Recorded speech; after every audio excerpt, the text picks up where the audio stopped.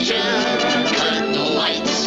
This is it, the night of nights. No more rehearsing and nursing a part. We know every part by heart. Overture, curtain lights. This is it, we'll hit the heights.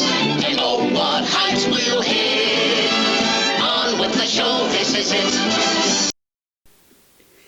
Hey, we're back. I am Goose. I am Logan. This is On With The Show, and we hope you had a great holiday. I know we did, celebrating the new year. We're back a little bit late, not much, but just a few days. Again, trying to get the studio time has been interesting. Yeah. As of late, but there was one particular topic I wanted to talk about, and it's just been going on for a little bit. We had so much going on with Disney and Twitter and everything. I didn't have a chance to get talk about it, and that is when the news came out about Henry Cavill.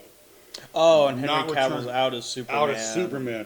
And I got to ask this question because Henry Cavill's been in the Superman suit for almost 10 years. I think. He debuted as Superman in Man of Steel, right? Right. And I remember back, when I first saw Christopher Reeve in the Superman suit. Anybody else who got in the suit didn't look right. Mm-hmm. Right. That's like how I feel with Tobey Maguire's Spider-Man. Yeah. That's the first one I saw, so that's always been the gold standard for Spider-Man. And truthfully, Tom Holland's done a fabulous job as Peter Parker slash Spider-Man. Sorry, Superman on the brain, but slash Spider-Man. But the question is, for Gen Z who has seen Henry Cavill in the Superman suit, pretty much. As long as they've been watching DC films. Yeah. Can you picture anybody else in the Superman suit? I'm trying to think. What other big actors are there right now that would make a convincing Superman? Because I can't think of anybody right now. Yeah. And all the other ones that I could think of are already playing other superheroes. Yeah, that's the crazy part of it is like, you really can't think of anybody right now who could play Superman other than Henry Cavill. And from all of the things I've been finding out about, I just remembered. You just remembered something. Not somebody I want to play Superman, but somebody they're considering. Yeah. Take a wild guess. You're not even gonna. Tom Cruise. No. That's a wild guess. It's even further out of left field. It's so far left field, it's not even in the park for most people. I have no idea. All the names that come in my head wouldn't make sense. Juno McGuff. Elliot Page is apparently being considered to play Superman. Exactly. No hate, but when I look at Elliot Page, I don't see Superman. Yeah. Maybe if they did something like, what was it, Young Justice? Yeah, I could maybe see that. if they did that, but not if you're I could see her. Clark Kent himself. I don't buy that. I could see, and I got to make sure I don't misgender, I could see him playing, maybe Robin or Megan McGann or something like that for Young Justice. I can't see Elliot Page playing Superman. No, I don't see that either. That's why when I saw that, I didn't believe it. I thought it was like, was this a joke? But apparently not. Apparently Elliot Page is actually in considerations to be Superman. That ought to be interesting. But another superhero Elliot Page was being considered to play was the Flash. After all the Ezra Miller debacle, that's a better pick. That's a better fit, not Superman. Interestingly enough, and this was something I had heard, it's rumored, to kind of take a little bit of, going down a rabbit hole just a little bit, because we're going to get back to Henry Cavill. But the rumor out is that DC and Warner Brothers are not giving The Flash a theater release. They're going to throw it directly onto HBO Max.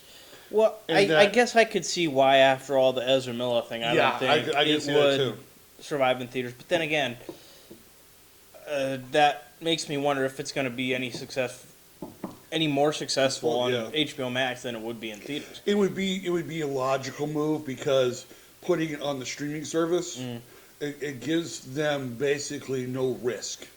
They can put it on the then why don't they service. do that with Batgirl? Because that was completely canned. Because Batgirl was atrocious. Have you seen the clips for Batgirl? Hey, they put She-Hulk on Disney Plus. Oh, yeah. There's no standards for streaming service quality. So different streaming service, but trust me, yeah, I agree with you as far as She-Hulk, but I think they were trying to make this absolute leap with She-Hulk that they couldn't make with Batgirl. Okay, I mean, I've seen some of the footage for Batgirl. It looked atrocious. I mean, even with Brendan Fraser and Michael Keaton on the project, they couldn't save that sinking Titanic ship. Who was Brendan Fraser playing again? Firefly. Firefly. Okay. They play Firefly. And I mean, they couldn't save that ship. There was no way. I mean, I even heard some of the writing. The writing was atrocious. The writing was bad. The writing was. I mean, can I just continue? God awful. It was just. Batgirl was not going to. Batgirl. Even when from what I hear, when they did test screenings of Batgirl, everybody came out and said, "Seems more like a WB show." Honest to God, quote. Wait, like they said that was like. It would be better to go on the CW. Yeah. Yeah. That's not a good sign when you're trying to be theatrically released and everybody says it's better fit for basic cable. Yeah.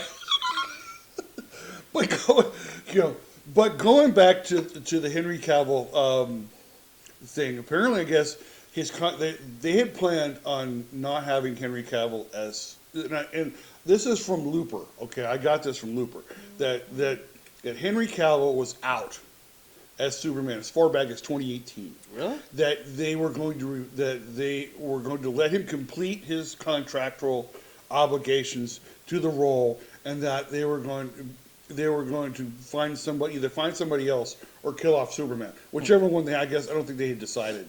And when James Gunn and I think Peter Safran came on the project for WB, they were like, we're going to do a soft reboot, and so.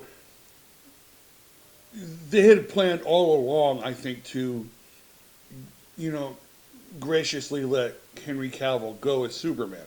So, what exactly do they mean by soft reboot? Like, they're going to recast all the current actors? Like, they're going to recast I don't know. Gal Gadot, Jason Momoa? That's the question. Or are they just going to boot Henry Cavill, keep all the other Justice League actors?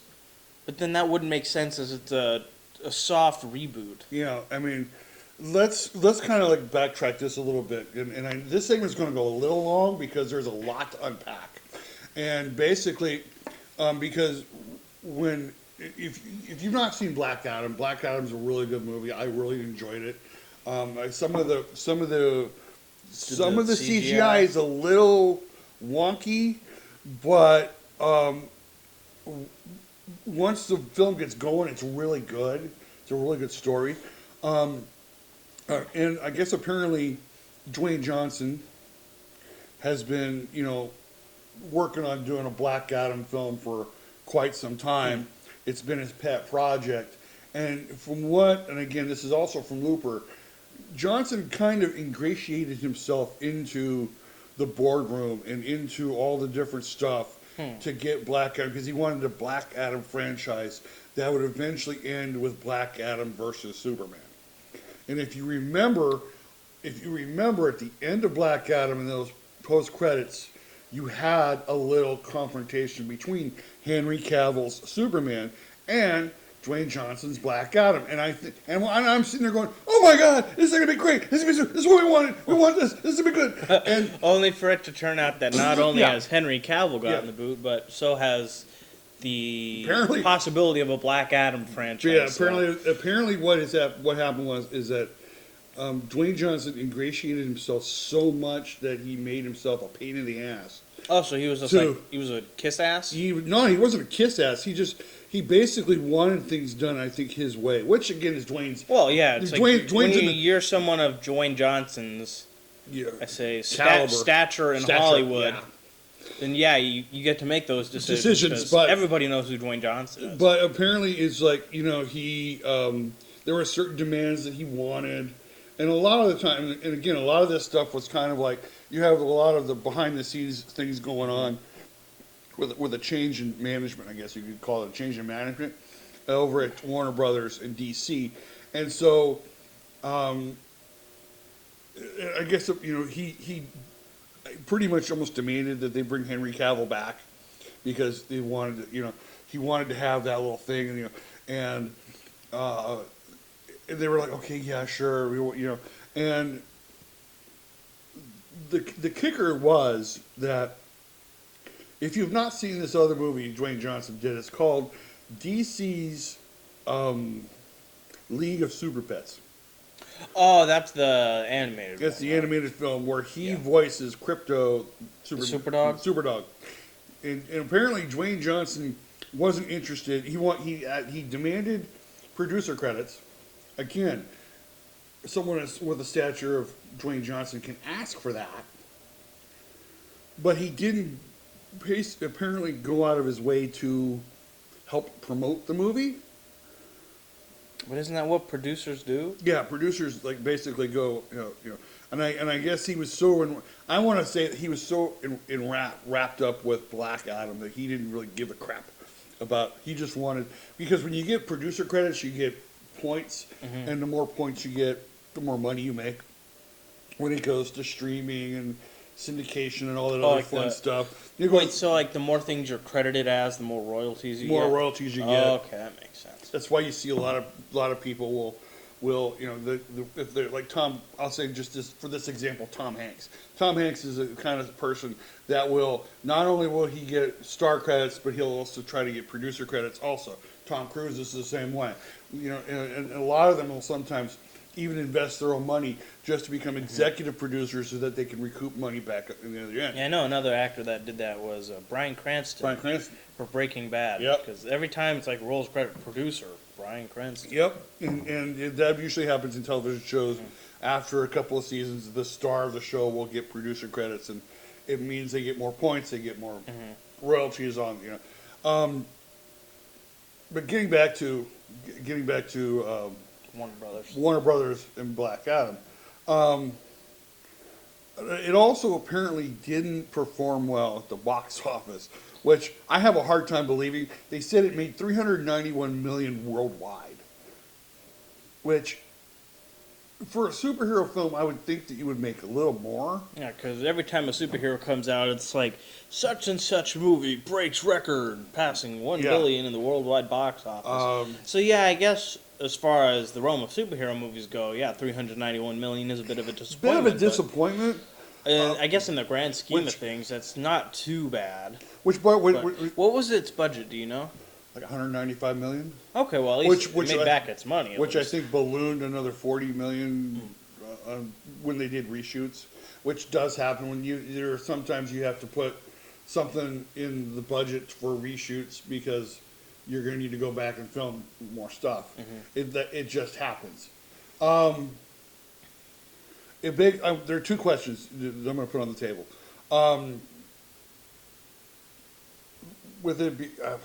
The first question is, and it's the one that you brought up. It's a soft reboot. Okay. And they were already interviewing Zach Levy. Zach Levy, who has Shazam 2 coming out. I think when is it? I think it's coming out later this year. I want to say maybe in just a couple of months. I want to think that it's coming out maybe in March or something. I think so. I'd have to look it up. I can't remember exactly what it said in the trailer. But he was being interviewed, and they were asking about Shazam, and he's like, I don't know if I'm coming back as Shazam because of all that's going on at Warner Brothers. And it's like, well, wait a minute. And I have said that, I've said this in conversation. You already have Gal Gadot, and you said Jason Momoa, Zach Levy. They're all pretty much established as DC superheroes. They've made money for in the box office. Aquaman 2 is coming out later this year, which everybody's excited about. Mostly, I think for me personally, to see how much airtime they're going to give Amber Heard after all that whole debacle. But do you continue to have them play their roles? Do you continue to have Gal Gadot and Jason Momoa and Zach Levy continue to play on while you recast Superman and possibly I mean, one of the things they had talked about was having Shazam versus Black Adam. That was one of the movies that they had thought about as like a Shazam movie later on down the line. I mean, do you bring Dwayne Johnson back as Black Adam for that movie? I mean, I would think so, just for the sake of, I don't know, consistency. You would think. I mean, or it's like in every movie, or at least in the same, like, I don't know, few years. Yeah. It would make sense to have the same actor play the same character. Because then it'd be like, well, why isn't Dwayne Johnson playing Black Adam? Who was this? Whoever they cast. It would be interesting to see who they cast. Basically, I mean, what the rumors are going on is that Gunn and Safran want to do the basic Marvel formula where each film carries on into the next film, which I get. That actually sounds like a pretty good idea, because that's how you build a franchise, and then that's how you get like what they did with all the Iron Man and Thor and Captain America and all those. Then you get the Avengers. Okay, so it all kind of works into the details of that. With that being said, do they use, and let me throw this out at you before we go to break, do they use Robert Pattinson as Batman? Since they had the Batman, it was so popular and so well done and received.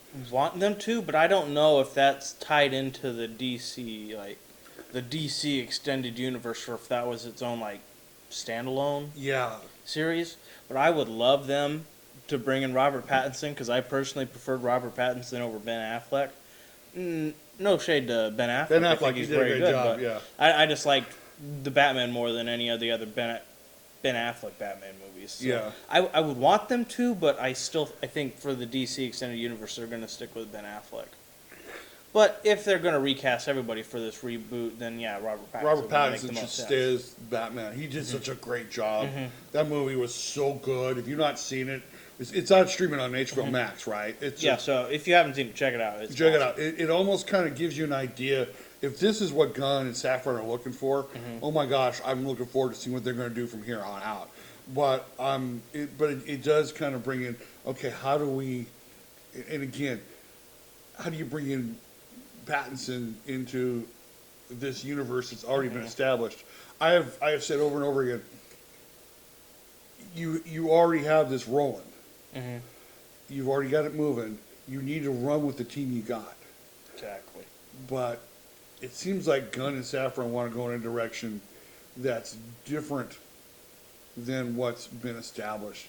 I don't know. Maybe they're going for, I mean, because remember, how many Spider-Man movies do we get within a 10-year period?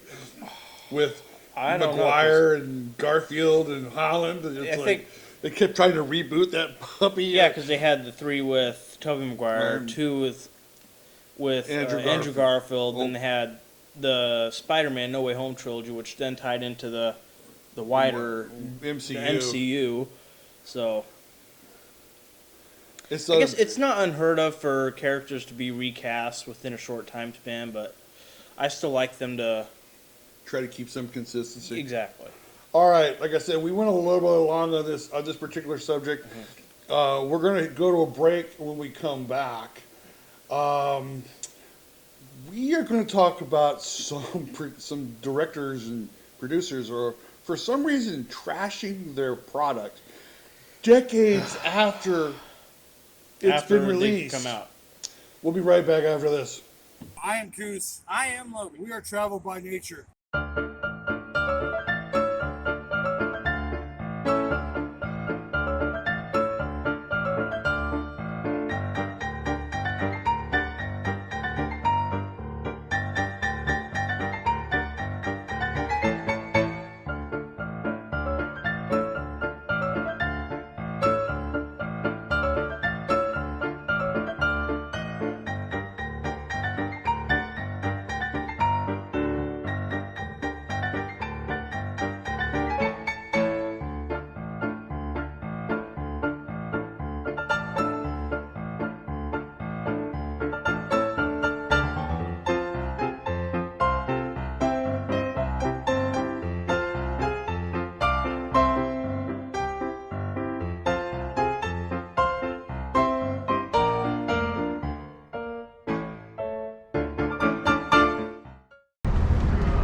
said, I'm Goose. I am Logan. This is Travel by Nature. Thank you for watching.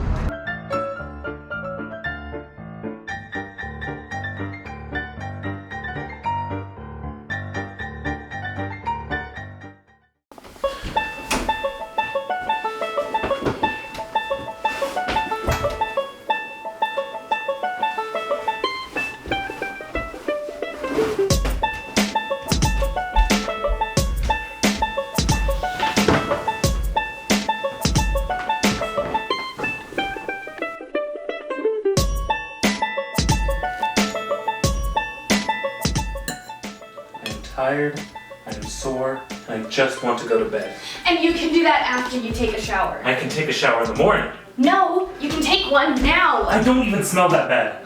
Oh, really? You smell like a combination of body odor and butt crack, and I'm not sleeping next to that.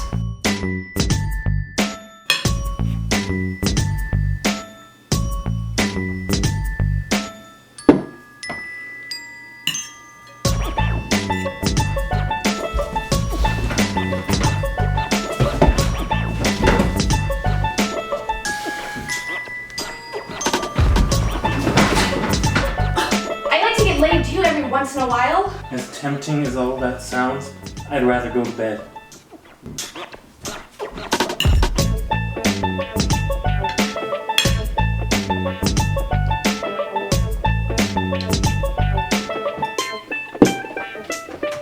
Honey, what's wrong?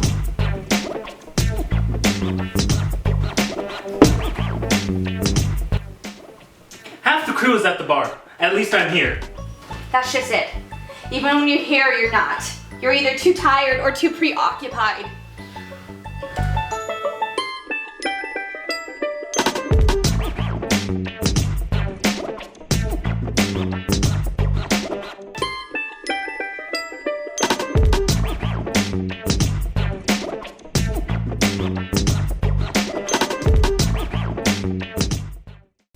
Hey, we're back. I'm Goose. I'm Logan. This is On With The Show, and apparently... there has been a recent what is that? trend gotta of be. directors, actors, producers all trashing their previous work in the, I guess, new... woke universe? Woke universe, That's yeah. kind of one thing I could call it. I mean, it's like, I don't know what it is they're trying to accomplish now. I mean, because... Exactly. It's like you're trashing work that's already been in like the public knowledge for decades, Yeah. and you're trying to go back on it saying this was bad for reasons nobody except you and I bet the small many minority of people people that care really about. give a crap about. Where do you want to start? I mean... Well, let's see. We could start with Steven Spielberg, Marta Kaufman. No, I want to start with James Cameron. James Cameron. James oh, Cameron. yeah, because Okay. apparently he had, with the recent release of Avatar 2 Way of Water, there was a story that came out that said he cut about 10 minutes of footage from it because it glorified gun violence. Yeah, apparently he... It's like, has this dude seen many of his movies? Have you seen the Terminator franchise? Yeah, I know. I mean, I'm sitting there thinking to myself, yeah, he was like, oh, it's just, I can't, you know, I feel so bad about all the movies that I made that glorified gun violence, and I'm like thinking, dude, you did Terminator 1, Terminator 2, True Lies, great film, if you haven't seen True Lies. All of them that he did with Arnold Schwarzenegger. And I'm sitting there thinking, dude, shut up. Exactly. You made these movies. They made you millions of dollars. You were able to take that money and do Titanic and Avatar and all this other stuff. It's like, so are you going to go on the train and then disown those movies because they glorified gun violence? Oh. I mean, this is on top of his previous comments. You hear about when he said the testosterone is a toxin that should be eliminated from the male body. I was like, sad. Yeah. Sad. I mean, you know, and again, I sit there and I'm like, who are you trying to impress? Truthfully, who are you trying to impress? I mean, because, you know, Terminator 2 considered probably the best, if not one of the best sequels of all time, considered one of the best action films of all time. it actually drove people to watch the first Terminator. You know, and then that's where it should have just ended, because every Terminator after that was basically a sad. I haven't seen many of the Terminator franchise. Sadly, I've yet to see Terminator 2. It's one that's been on my watch list for a long time. Yeah. I have seen the first, and I've seen the other one. I think was it that Terminator Genesis? Yeah. Oh God, that's horrible. Which was abysmal. Aside from that, I think it was that one moment with Arnold Schwarzenegger, that big smile he did. Yeah. Aside from that movie that was about the absolutely funniest terrible. part of the film, and then everything else was like a sad sack of shit. Exactly. I mean, just horrible. And I know why Arnie did it, because they paid him a shitload of money. A lot of money. you know. But and then we get the dude, the director of Love Actually. So if you didn't know, this past Christmas, Love Actually celebrated its 20-year anniversary. It's 20-year anniversary, and they asked the director about its impact, and what was read what the impact was. You have that? Yeah, let me pull that up. I mean, it was something about, he said he's going to do a reboot of some sort because of Love Actually's lack of diversity. Let me find it really quick. Smooth radio. But it's just from The Guardian. It says, lack of diversity in Love Actually makes me feel a bit stupid. Well, it says, in a TV special marketing the festive rom-com's 20th anniversary, the director says, some moments feel out of date. It was done 20 years ago. It was done 20 years ago. I mean, they kind of feel a little out of date. I mean, watching, Hugh Grant do that silly dance, kind of out of date. I mean, but again, who are you trying to impress? This isn't just about racial diversity, but also, I don't know, sexual diversity, Dude. I guess, where it says all the romantic interests in the film are heterosexual. No, they weren't. Have you seen your own film? Do you remember that Bill Nye? Not the Bill Nye. What am I thinking of? The other guy. Let me find it for you. He played a rock star in the film. Basically said if he got enough, I don't know, likes or whatever, that that he would perform New Year's Eve naked. All right. Hugh Grant. He was a gay man in the film. Do you remember that? You were the director. You couldn't have been. You can't be that senile. I mean, what is up with these people trashing their films years later? Mel Brooks doesn't even trash his own films. And good on him, because a lot of Mel Brooks' works are when said such and such could not be made in 2022. What were some of the movies we said that there was no way they could be remade today? Blazing Saddles. Well, no, Blazing Saddles is I think the number one. Yeah, they say Blazing Saddles can't be remade. I beg to differ. I think Blazing Saddles could be remade today, and it can be remade well. I've even thought, and we can talk about this on our next subject, because on our next, the coming up is they say Song of the South can't be remade. You want to make a bet? I make you a bet it can be remade. That they could probably get Morgan Freeman to play Uncle Remus, and it'll probably be a great. That would be interesting. It would be a great film. They've even talked about how that they would do Song of the South without the live actors. They would just do it animated. Well, I mean, to be fair, having seen Song of the South, I believe the only parts that are really notable are the animated segments, mostly because that's the only parts everybody knows about because of Splash Mountain. Yeah. Which will be our next segment, by the way, because there's a huge movement going on for Splash Mountain. Anyway, but Revenge of the Nerds. I don't think that can be done today.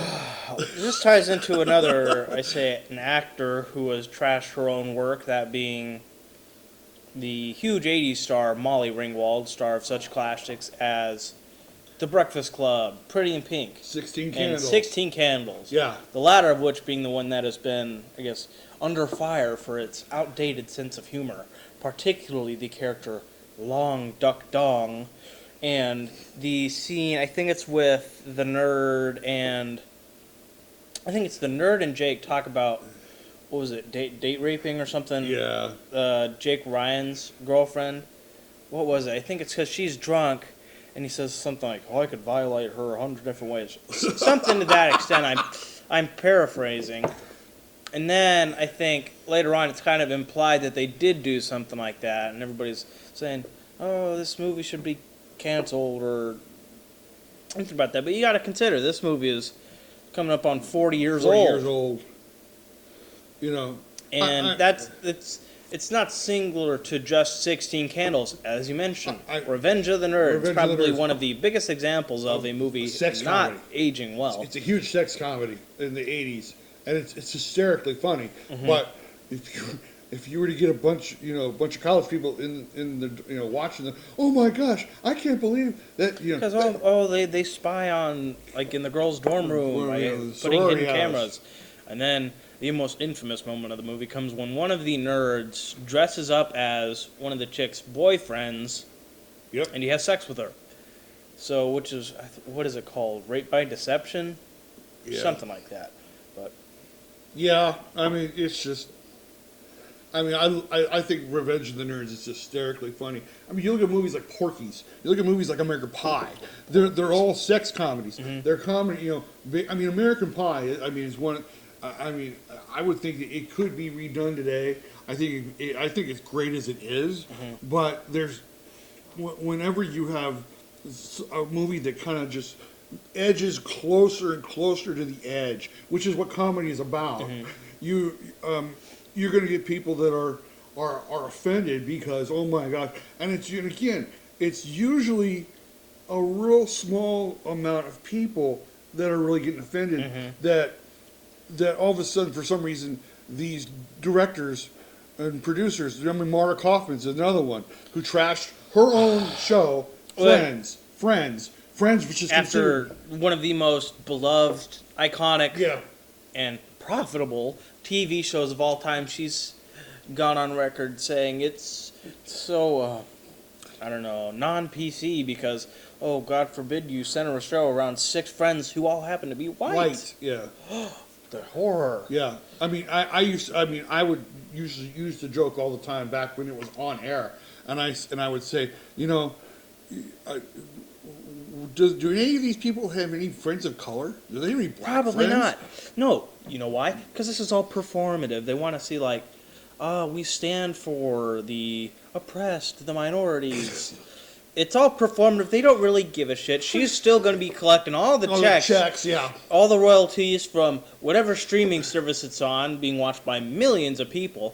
It's because she really doesn't care. No, she doesn't really care. I mean, 'cause, again, who are you trying to impress? Exactly. You're trashing a show. It's That's considered pretty much, I'd say, one of, if not the only thing you're notable for. Yeah, it's considered. I think. Well, I also think she did. Well, she did a few other shows too. Mad About You. I think she did also. I think she did Seinfeld. I think, or she was a producer in Seinfeld. Maybe I'm thinking of somebody else. But you're trashing a show that's considered the greatest comedy, if not one of the greatest comedies of all time. It's ranked usually in every list I've seen, television list I've seen as far as comedies or even greatest shows. It's ranked in the top 5, because it made such an impact on people's lives. It was hysterically funny, and one of the reasons why it was hysterically funny is because you had 6 people who were of different. Maybe they weren't of different race, but they were certainly of different characters. And when she came out and said that I'm ashamed because it wasn't diverse enough.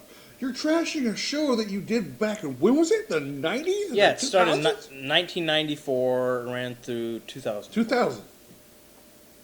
Which made you millions of dollars. It made you millions of dollars. You don't have to work another day in your life. Because of this one show you made. And now, long after the show's been on the air, long after you've made more money than anybody, any regular person would wish to see in their lives, you're going to say, this show sucks because it wasn't diverse enough. You know that a lot of different people got their start on Friends. Mm-hmm. Paul Rudd is probably one of the more famous. Mm-hmm. Got his start on Friends. Didn't he play? He played Mike. He played the guy that married Phoebe. That's right. I was trying to remember. I think he. You know, I couldn't remember what character he had played. Anna Faris got her start on Friends. There were a lot of people who went through that show. Tom Selleck, Brad Pitt. I mean, just a number of people. Just, I don't hear any of them complaining. No. I don't hear any of the cast complaining. So the latest, and then I heard this yesterday, and the latest person apparently to be upset with something a film that he made is Steven Spielberg. Steven Spielberg for what movie? What film, you might ask? Jaws. Jaws. Because it stigmatized sharks. Because of my movie, people unfairly looked down upon sharks as these violent creatures when they're really not. Whatever the hell he said, it was something stupid like that. Can I just say, Mr. Spielberg, the sharks don't care. Yeah. No shark is going to be like, Steven Spielberg standing up for us. Thank you, Mr. Spielberg. He hurt my feelings. Mm-hmm. They're not protesting at your house. No. They don't care. They're sharks. And again, this goes back to who are you trying to impress? Oh, yeah. Because as far as I know, there's nobody out. Has there ever been any other person who has gone saying, Jaws gave sharks a bad name? Not that I can think of. I don't see anybody. And it's like you can't say this is something to get back in the headlines because he just released another movie this past year, The Fabelmans, which I heard was really good. So it's like, what are you trying to do? It's not for notoriety. It's not to really impress anybody because, frankly, nobody cares. But you don't see anybody holding picket signs at the aquarium going, "Stand up for sharks! Stand up for sharks! They're creatures too." It's like none of that's happening. And what makes it even crazier? This is the crazier. What was the first film that Steven Spielberg did? I think it was Jaws was one of the first. Yeah, one of the first ones. Yeah, that was his breakout. It was his breakout film. Mm-hmm. It became. It was so big. It brought in the term summer blockbuster. Mm-hmm. What year was it done in? 1975. 1975. So we're talking about a movie that's 47 years old. Yeah. And just now... now you're having a problem with it? He feels bad for the sharks? What?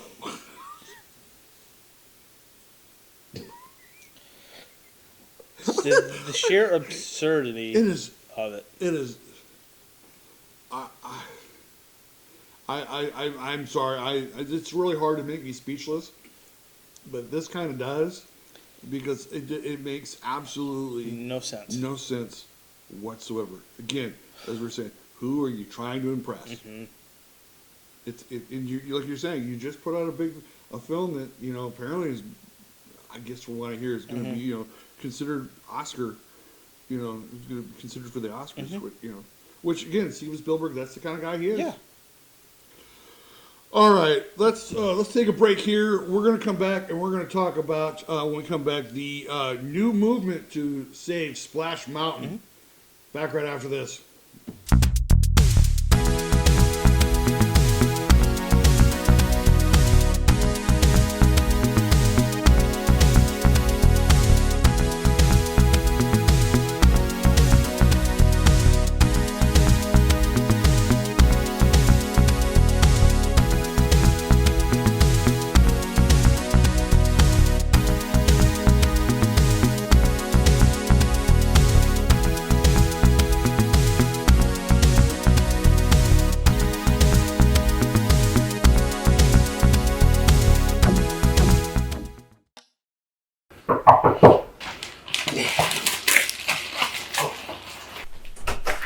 Hey, how's it going, man? Hey, sorry I missed the funeral. I couldn't miss work. That's alright. I need your help with something. So what's with the trunk?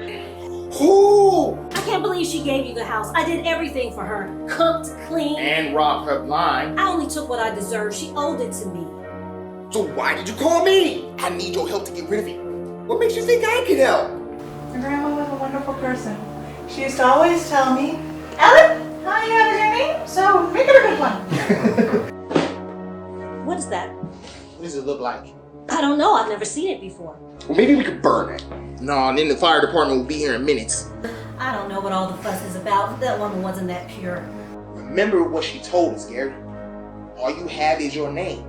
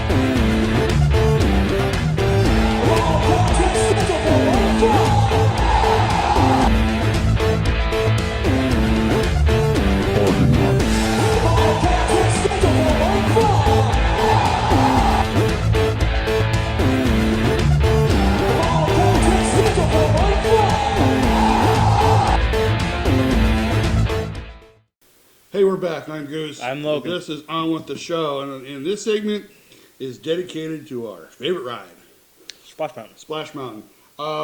Since Disney, I mean, we basically opened up, kind of like when we started doing this podcast on video, we basically opened up and said we didn't think that when Bob Iger took over as Disney CEO again, that they would let Splash Mountain be rethemed.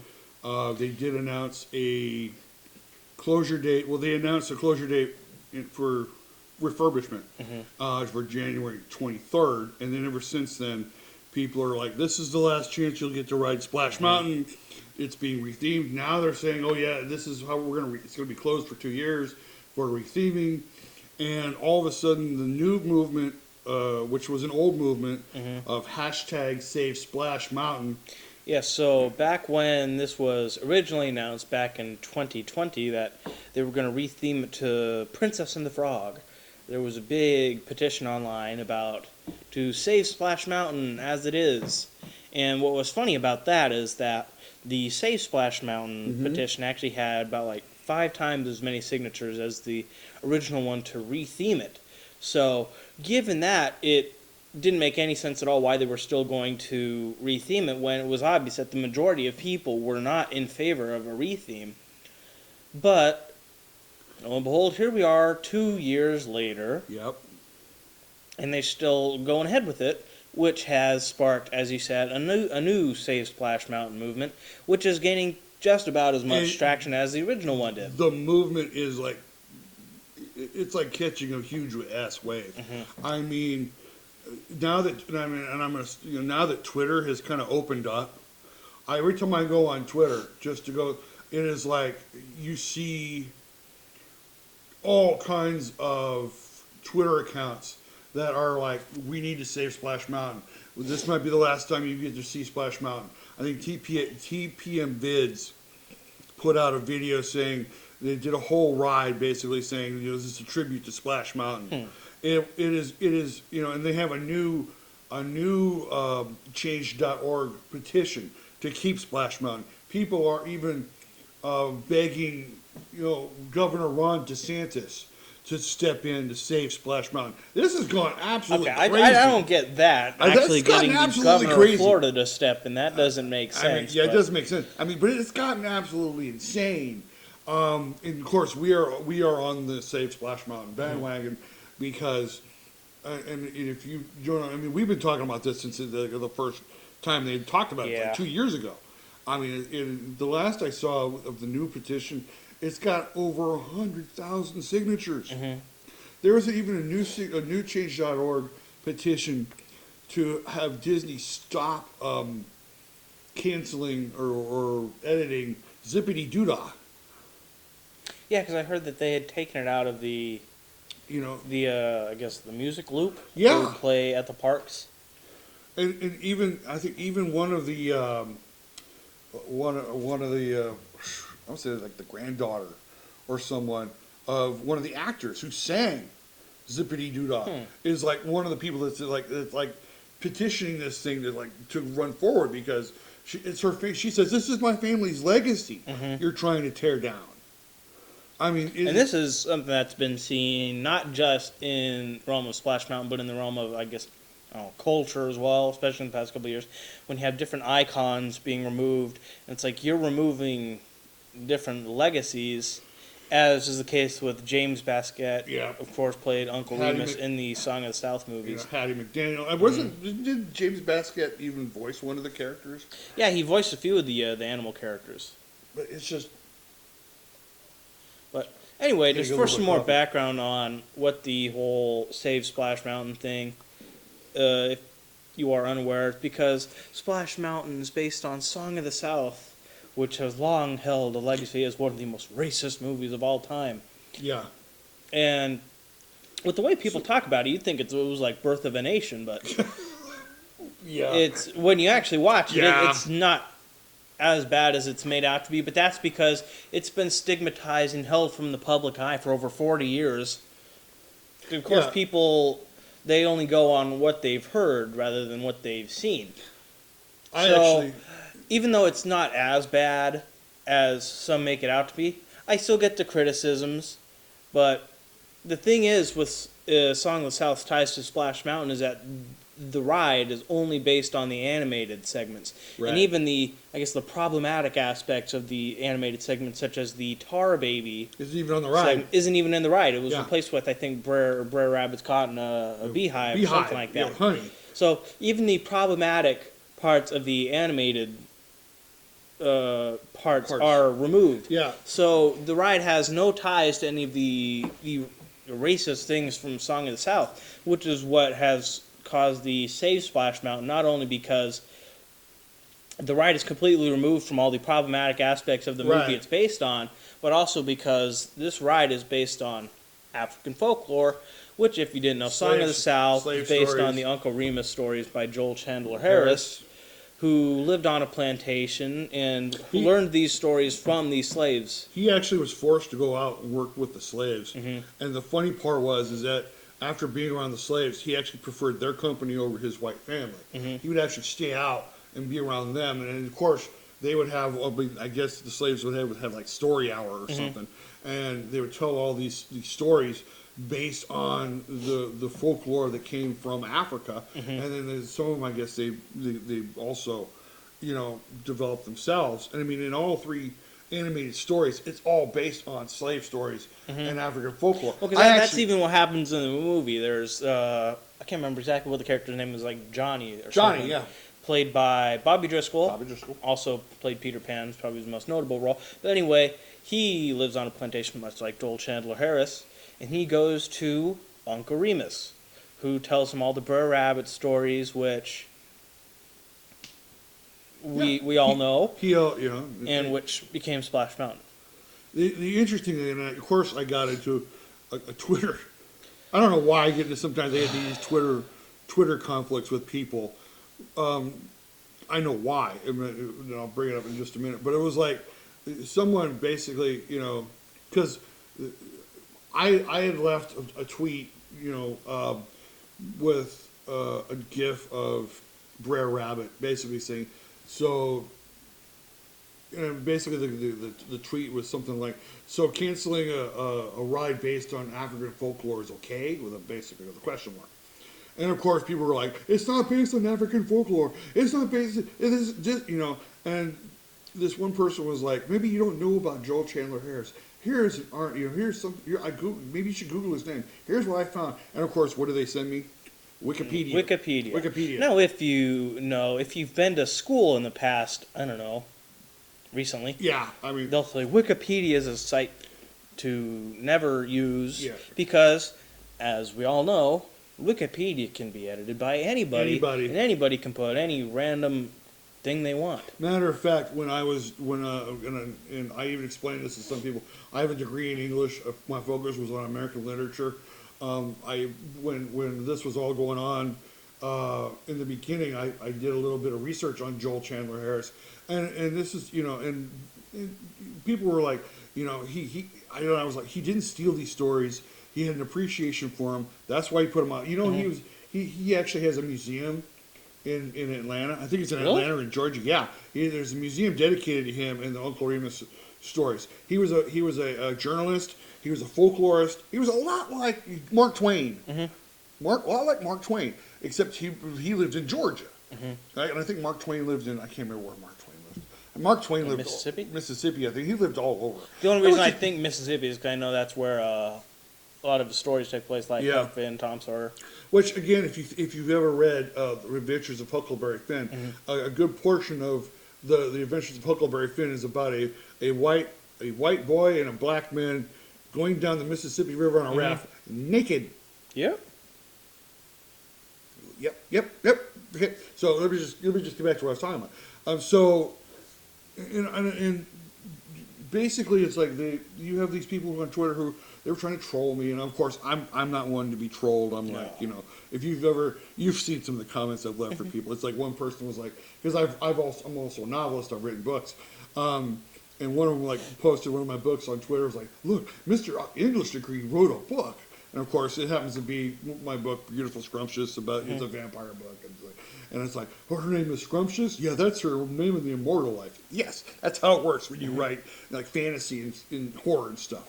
So, and of course, they're trying to troll me, and I'm like, wow, you did some homework on me. I'm so flattered, because I'm not one to really, I'm not one to really care.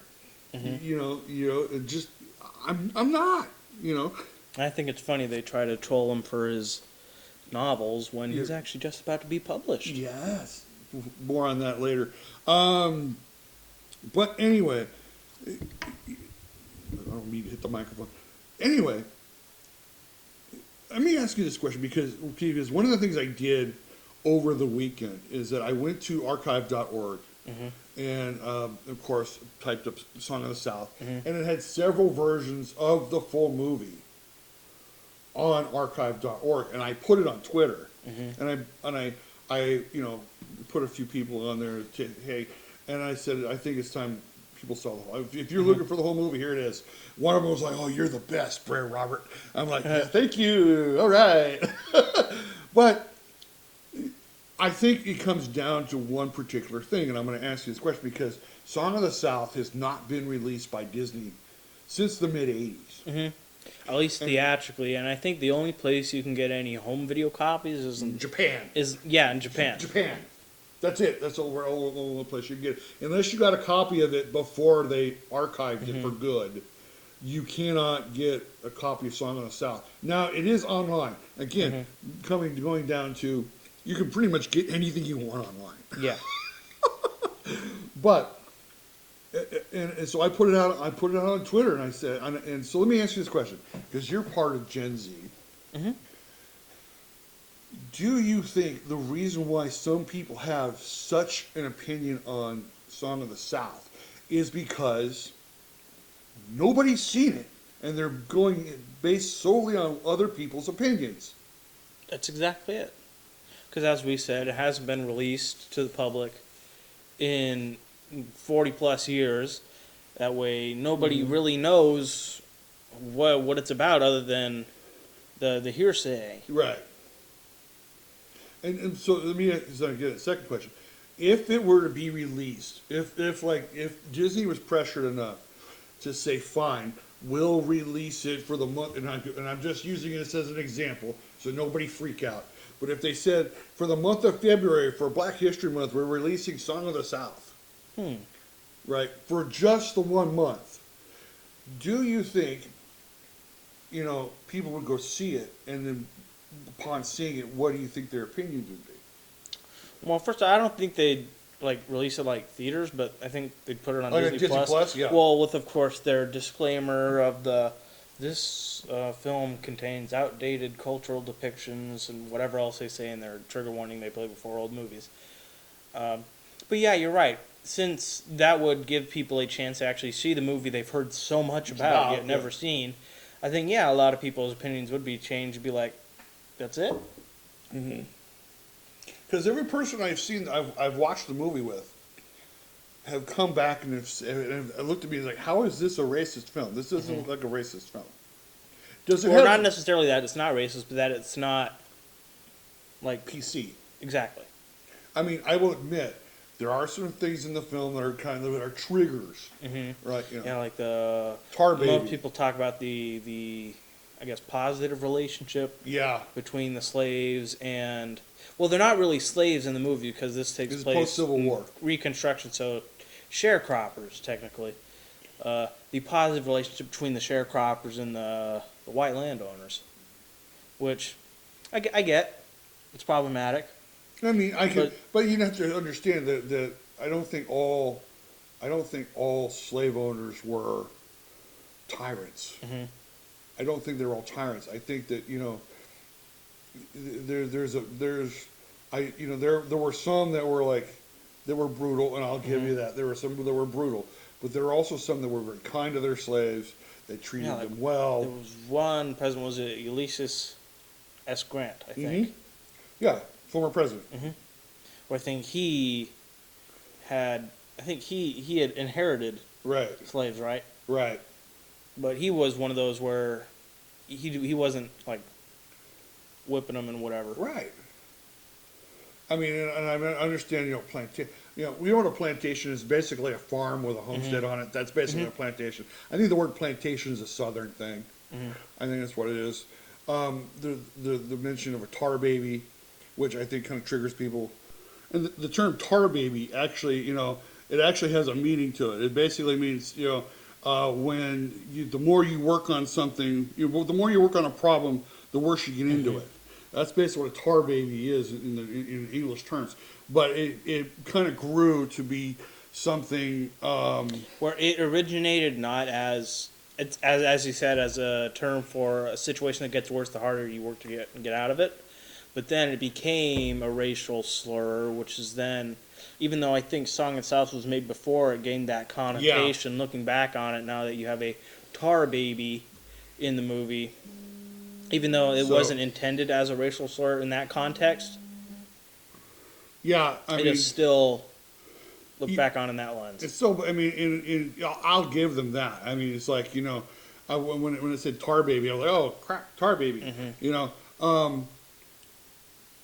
But it's within the confines of the meaning that it's in, and then again to find out how Brer Rabbit gets out of the tar baby, it's kind of like it's again one of those ingenious things that happens.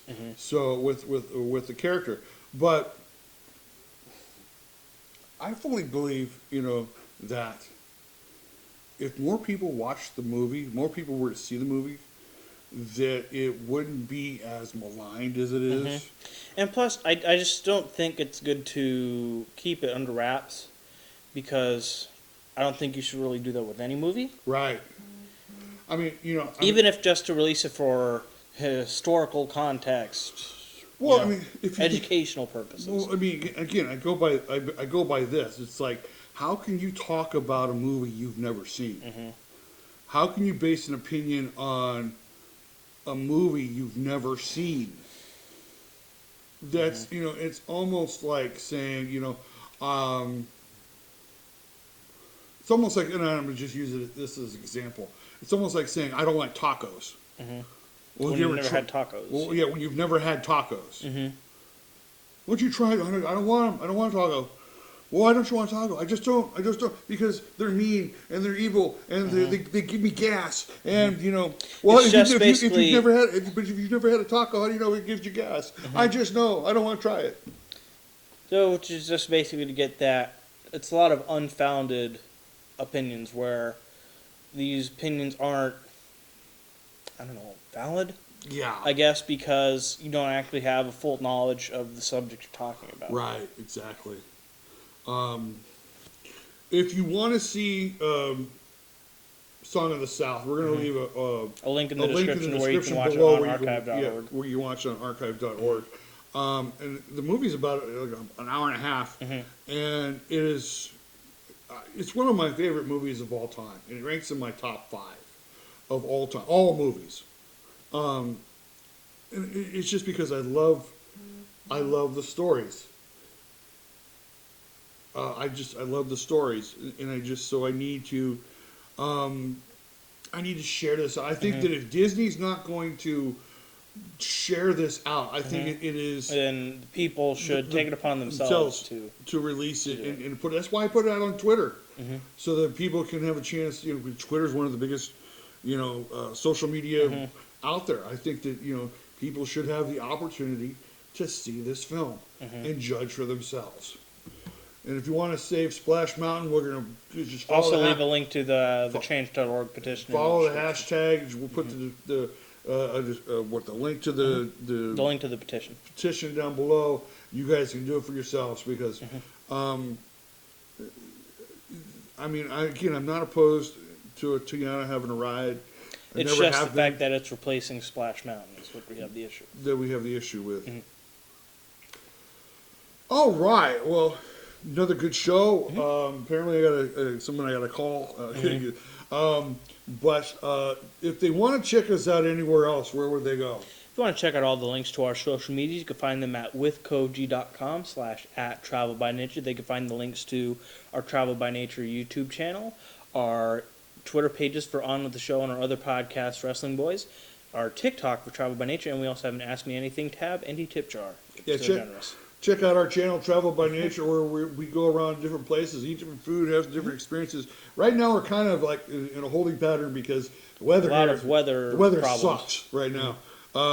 Wet, rainy, cold, and we're not able to go anywhere because everything's kind of closed. Yeah. Also, check out our other channel, Miss Indy's Kitchen. Just released a new video. Another one will be coming out this week. She's been doing a breakfast series. She's going to be coming up pretty soon doing some lunch and some appetizers with the Super Bowl coming up. She's going to have a whole series of appetizers that she's going to put out. Having a great time bringing her. And then check out our other podcast. What's our other podcast? Other podcast is Wrestling Boys, which is also on the same channel, On With The Show Productions. So definitely check that out, especially if you're a fan of pro wrestling. Yeah, we're going to be having a podcast for that coming out real soon, probably the next day or so. But we're having a great time doing this, bringing our shows back to video, back to YouTube, and being able to let you see our pretty faces and have a good time doing it. Yep. With that being said, I'm Goose. I'm Logan. This is On With The Show. Thank you for watching. We'll see you next week. Overture, cut the lights. This is it, the night of nights. No more rehearsing and nursing a part. We know every card by heart.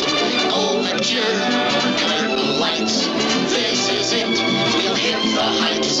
And oh, what heights we'll hit. On with the show, this is it.